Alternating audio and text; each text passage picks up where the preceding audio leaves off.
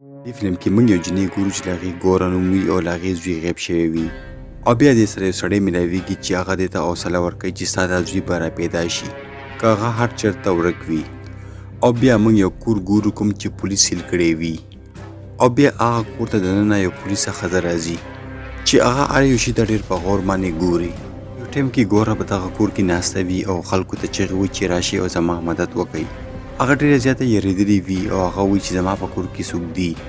کوم چې ما د کور بهر نه پرېږدي. دغه پولیسه چې کله دې کمرې ته راننوځي د دې کمرې عجیبه ماحول وي، هر یو شی خراب وي او ډېره زیاته وینه وي، خو هلته کې مړی نه وي پروت، نه هلته کې څوک مړ وي، خو په ځمکه باندې ډېره زیاته مالګه پرته وي او دا دې کور ته ځکه راغلی وي چې ګوره د دې خور وي او دې نه پس دا واپس پولیس سټیشن ته راځي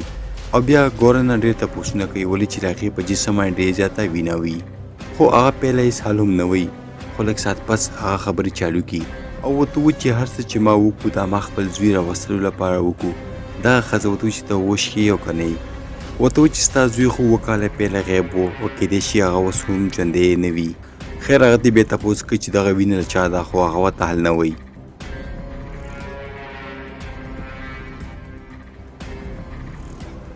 بیا موږ څه موده پس ټایم ګورو چې کله ګوره زوی غیب وي او دا یو غیر ذمهداره مور وي، دا هر ټایم کې نشې کې پرته وي او دا به یو سړي سره اوسېده کوم چې به د دې دوست و او هر ټایم به دې دواړه په نشې کې پرته وو او د دې مالی حالت هم ډېر خراب وي او پیسې لپاره کله دوی غلط کار هم کوي. بیا یو ورځ پولیس د دې کور ته راشي په کوم باندې چې ګوره له هغې ملګري ویرېږي که چېرې دې موږ پسې راغلي دي چې موږ ونیسي. پولیس یې تپوس وکړي چې تاله پته شته چې ستا زوی کوم دی؟ هغه ورته وایي چې کیدای شي په خپلې کمرې کې به ناست وي، خو کله چې هغه کمرې نه پس راشي هغه ورته وایي چې زما زوی په کور کې نشته. بیا دغه پولیس یو ټیم تیاروي او بار وځي او هغې پسې ګرځي، یو ټیم ځنګل ته لیږي او بل ټیم اخوا دېخوا ګرځي خو د دې زوی بیا میلو نه شي، خو د دې یو بوټ هلته کې راپیدا شي او بیا دغه شانتې څو کاله تېر شي. یو ځل بیا موږ پولیس سټیشن ګورو کوم کې چې د دې خور دې نه تپوس کوي چې ما ته ووایه چې دا وینه د چا ده چې زه ستا مدد وکړم او ستا د مصیبت نه دې بهر کړم. بیا ورته دا یو کس باره کې خبرې کوي چې هغه زما د ګروپ ملګری و او یو ورځ زه هغې سره ناست وم او هغه زما دوست شو. ایبل نه هم لور ورکه شوې وه کومه چې په یو تالاب کې ډوبه وه او مړه وه او د هغه ماشومې مړی هم 3 ورځې پس پولیس برآمد کړی و او ما دا فکر کولو چې د هغه سړي سره د ټایم تېری کړم نو زه به لږ ریلیکس شم او هغه سړی ورته وایي چې ما خپله لور کتلې ده، خو د دې خور غوسه شي او ورته وایي چې څوک مړه شي هغه څوک نشي کتی او ورته وایي چې ګوره ته اوس هم په نشه کې یې؟ هغه ورته وایي چې نه. ګوره ورته بیا کیسه کوي چې یوه ورځ زه په کور کې وم او دا سړی راغی او ما ته یې ویل چې زه ستا زوی راپیدا کولی شم او ورته وایي چې ته به خپل زوی کتی شي، لیدی شي او هغه به محسوس کولی هم شي، ولې چې هغې هم یوه ورځ خپله مړه لور راپیدا کړې وه او ورته وایي چې ما په دې سړي یقین ونه کړو او خپل کور نه مې وشړلو او د دې خور ته تپوس وکړي چې هغې تا نه څه غوښتو او ورته وایي چې هغه سړي خپله لور واپس ژوندی کړې وه او دغه دنیا ته یې راوستې وه. د هغې خور ته تپوس وکړي چې هغه څنګه، خو ګوره هلته کې ویرېږي او ورته وایي چې څوک مړه شي او د هغه دنیا نه واپس راشي په کوم باندې چې د دې خور وخاندي او ورته وایي چې دا نشي کېدی او ورته وایي چې له هغه سړي له لور مړی ما خپله کتلی و او پخپله مې په قبر کې ایښولی دی. هغه سړي ما ته ویل چې ته هم جادو منتر ته ځان تیار کا او ما لالچ وکړو او دې ته ما ځان تیار کړو او بیا یو شپه زه هغې سره میلو شوم او ما دا فکر وکړو چې کیدای شي زه خو کوشش وکړم او کله چې زه دې جادو ته تیاره شوم نو هغې ما نه څه سامان وغوښتو په کوم کې چې ډېرې زیاته مالګه او ډېرې زیاتې شمعې او یو زنځیر یې ما نه وغوښتو. راته یې ویل چې په کور کې ټلیفون او بجلي به نه ساتي په کوم باندې چې دغه جادو به خرابه شي او هغې چې ما له څه هم وویلو ما هغه شانتې وکړو او بیا هغې ما ته ویل چې له مالګې په اوبو ولامبه په کوم باندې چې په ما نه ټول سوچونه او غلط اثرات لاړ شي او ما دا فکر کول چې دا هسې ټوکې دي، خو ایبل ما ته ویلو که ته دا فکر کوې چې دا ټوکې دي نو دغه جادو بیا نه کېږي او ته به کله هم خپل زوی راپیدا نه کړې. خو بیا ورته ما ویل چې زه به په ټولو خبرو یقین وکړم. ته ما تپوس وکړو چې تا له خو خپله لور میلاوه ده ته ولې دومره خفه یې؟ هغې ما ته ویل چې زما لور زما ښځې سره اوسېږي او ما ورته ویل چې ته خو ما څه ټوکې نه کړې. هغې ما ته ویل چې نه تا له به خپل زوی میلو شي او ته لږ صبر وکړه او هغې نه پس د دې ما نه ګیر چاپېره له مالګو یو دایره جوړه کړه او بیا یې زه په زنځیرونو وتړلم او هلته کې نیمبو یې په لاس کې نیولی و. بیا هغې جادو منتر چالو کړو کوم چې ما هغې پسې ویلو. په اخره کې زه ډېرې زیاته ستړی شوم او هغې ته ما ویل چې بس دی او اوس ما کلا وکړه، خو ایبل اوس هم هغه جادو منتر مسلسل ویلو. بیا اچانک زه په هوا کې اوچته شوم او په لاندې رالاړه شوم او بیا ما دا یقین وکړو چې دا هر څه رښتیا دي او زه به اوس خپل زوی سره میلاوه شم. اوس هغه کور ته د راوستلو وخت و. موږ دواړه هلته کېناستو او یو ځل بیا موږ منتر چالو کړو او زما کور ډېر زیات وخوځېدو او ټولې شمې هم بندې شوې او اچانکه باد نور هم غیب شو او ما ډېر عجیبه محسوس کولو او ما داسې محسوس کوله چې موږ بلې دنیا سره رابطه کوله، کوم چې یو ژوندي انسان دپاره خطرناک کار و. یو ځل بیا موږ کېناستو او جادو منتر هم چالو کړو او دغه دوران زه په خپلو تېرو یادونو کې لاړم چې په کومه ورځ ما نه خپل زوی ورک شوی و او ما په خپل خیال کې وکتو چې په هغه ورځ ما ته زوی راغو،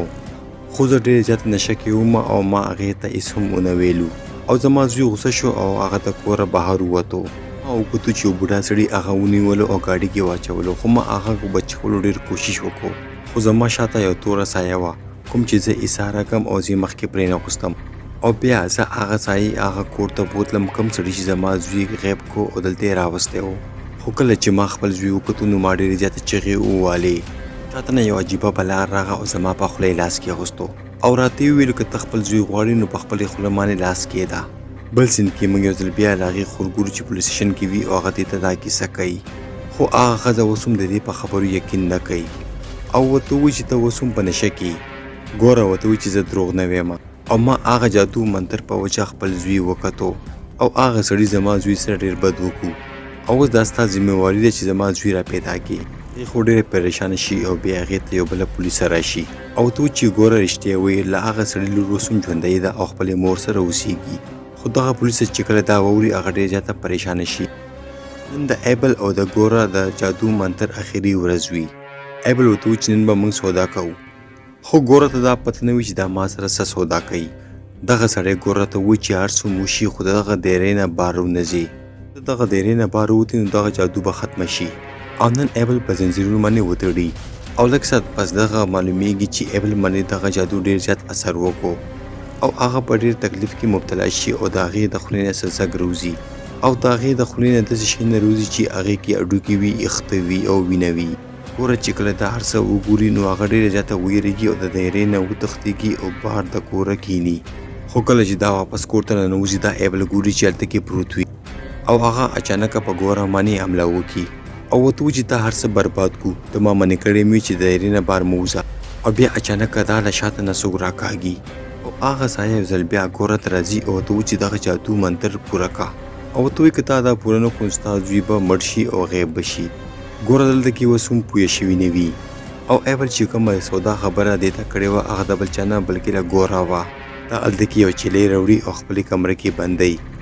او کله چې یو ځل بیا دا هغه جادو شروع کوي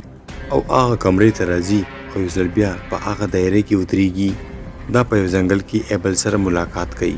او ایبل دې ته څه غوښه ورکوي چې دا وخوره او یو ګیلاس دې ته اینه ورکوي چې دا وڅښه. دا هغه هر څه به ګوره کوي او هغې نه پس ته به خپل زوی سره میلاویږي. هغه هر څه کول ډېره زیاته مشکله وي. ایبل چې کله دا هر څه ګوري هغې ته ډېره زیاته غوسه ورځي او ورته وایي چې هغه سایې لپاره یو جسم پکار دی او هغه د بل چا نه بلکې ستا دی او ورته وایي که ستا په دې ځای وی نو ما به دغه جادو پوره کړی وی او اوسه پورې به خپل زوی سره میلاو وی او ګوره دا هر څه تا خراب کړو او تباه او برباد دې کړو. خو ایبل دلته کې د خپل جادو له لاسه مړ شوی وي او ګوره یو ځل بیا خپل دنیا ته راځي او ګوره دلته کې هغه شیطان ګوري کوم چې دې پسې شوی وي او دې نه خپل جسم غواړي او ته وایي که تا ما ته خپل جسم رانه کړو نو ستا زوی به په ډېره مصیبت کې مبتلا شي. خو دا خپل زوی اصلولو لپاره هر څه کولی شي. دا خپل هغه ملګري د ټلیفون کوي کوم څه به چې دې پخوا نشه کوله.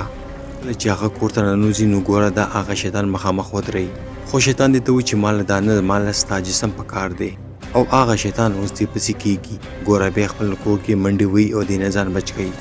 ګوره دلته کې پولیس ته ټلیفون کوي او ورته وایي چې زما مدد وکړئ او زه په مصیبت کې یم.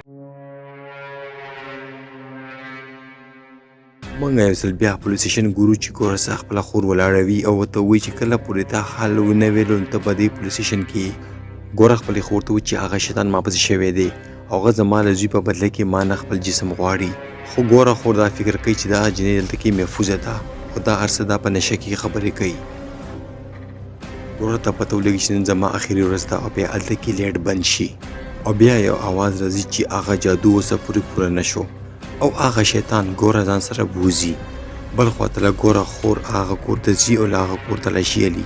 کوم ځای کې چې دا څه اوازونه د المارۍ نه اوري، خو کله چې دا ځي او هغه المارۍ کولاوي نو هلته کې له ګوره زوی ناست وي. بالکل هماغه شانتې څنګه چې دا 7 کاله پیله غیب و